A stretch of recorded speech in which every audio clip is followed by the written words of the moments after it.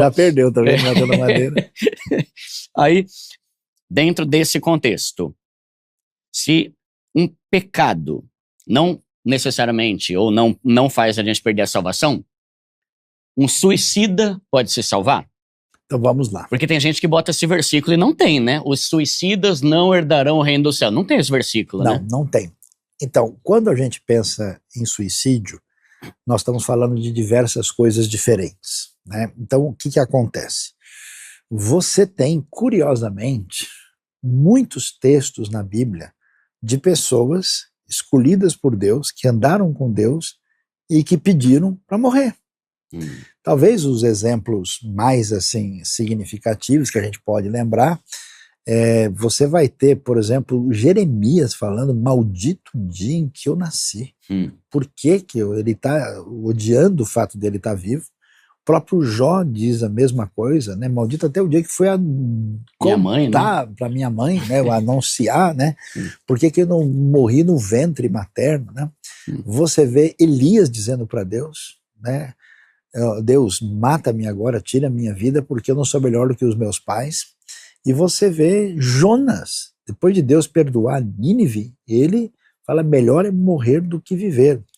Então, o texto bíblico é muito interessante, porque ele mostra, diferente dos livros da história humana, que pintam sempre os seus heróis de uma maneira maravilhosa, os protagonistas dos textos bíblicos são mostrados na sua fragilidade plena. Então, quando mostra esse pessoal que chegou numa situação limite e pediu para morrer, a gente vê o retrato real da condição humana. E aí o que acontece? Pessoas que tiram a sua vida, elas fazem isso de maneira muito variada. Por exemplo, tem gente, que eu já sei de casos específicos, que morreu sem querer. O cara errou a dose de remédio. A pessoa tem problema mental, a pessoa cometeu um equívoco ou até entrou numa situação de surto onde não tinha condições de entender o que estava fazendo.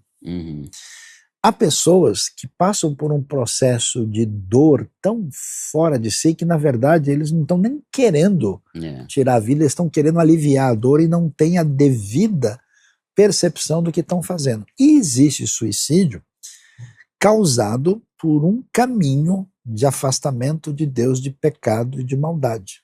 Nesse caso, você tem um exemplo, por exemplo, do próprio Saul, que vai fazer isso, e o exemplo mais emblemático é do próprio Judas, né? Aí você vê que, então, o suicida, cuja morte representa uma trajetória de rebelião, de oposição a Deus, onde ele chega no ponto final da sua postura, com certeza essa pessoa não pode ter salvação e ter vida eterna.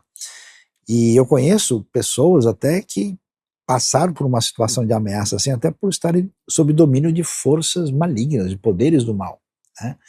E então, é claro, mas não podemos dizer que todos os casos sejam a mesma coisa. Até porque nós vamos ter algumas coisas na Bíblia que chamam atenção.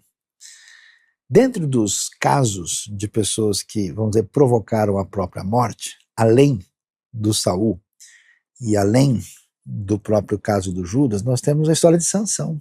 E é curioso que na história de Sansão, o que a gente Deus vê? deu uma força ali, né? Deu uma mãozinha. Então, ele falou: morra eu com os filisteus. Então a gente tem uma linha muito tênue quando a gente fala de tirar a vida, porque você tem a pecaminosidade extrema, a fuga e o desespero de lidar com a vida, ou uma atitude de coragem extraordinária. No caso de Sansão, vamos dizer, ele se sacrifica. Você percebe que a linha é tênue entre um herói que entrega a vida, alguém que foi lá, no Titanic, que está afundando, e o sujeito falou: não, dá aí o meu lugar para a fulana e para a criança, eu fico aqui.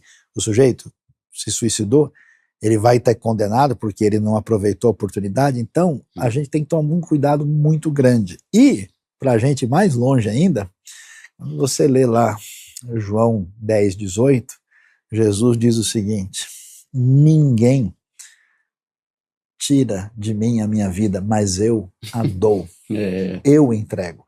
Então, num certo sentido, Jesus se fez morrer por nós, pela razão mais sublime possível, e fundamental. Então, eu conheço pessoas, histórias de pessoas que se permitiram morrer antes por uma razão nobre de heroísmo e de benefício para os outros. Então, existe o que a gente pode chamar, se a gente puder dar esse nome, de um suicídio virtuoso em favor de uma causa de pessoas né, que são beneficiadas, e é claro que as pessoas dessas não estão sendo condenadas por isso. Existe o caso de pessoas que não conseguiram lidar com a dor. Existe o caso de pessoas que a gente viu até pastores se suicidando, né? Por causa de depressão e essas exatamente, coisas. às Né? vezes é uma questão de enfermidade, né? A pessoa não entende. Chega um momento que a crise da pessoa é tão acentuada. Eu lidei com pessoas assim, e a pessoa, depois de um tempo recuperada, ela diz: nossa, eu não consigo entender por que eu pensei e agi daquele jeito. Né? Eu conheço pessoas que tiveram tentativas assim, depois de recuperadas, ela chora e fala: mas eu não queria ter feito aquilo. É que realmente aquele momento foi fora do lugar. Então, assim, não vale a pena a gente estabelecer um juízo muito pesado sobre isso, porque a gente não é Deus, a gente não conhece o que passa realmente na situação da pessoa e os detalhes que estão envolvidos. Mas não deixa de ser verdade que em muitos casos de suicídio, a pessoa não certamente herdará a vida eterna, em outros casos eu entendo que sim. Tá, boa, boa. A próxima pergunta. Eu